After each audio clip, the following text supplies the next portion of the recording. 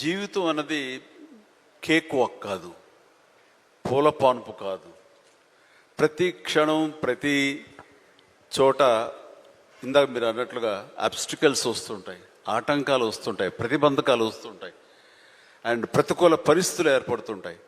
మనం goal strong అనుకుంటాం, దానికి కావాల్సిన కష్టం పడుతుంటాం, దానికి కావాల్సిన అవకాశాలని మనం చేజెక్కించుకుని ముందుకు వెళ్ళటం కోసం అన్ని రకాలుగా మనం ప్రయత్నం చేస్తుంటాం.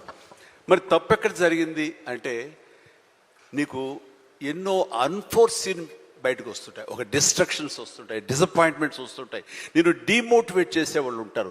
ఇలాంటి డీలు ఎన్ని ఉన్నా సరే దాన్ని ఢీ కొనాలంటే ఒక డిటర్మినేషన్ ఉండాలి, అది వెరీ మచ్ ఇంపార్టెంట్.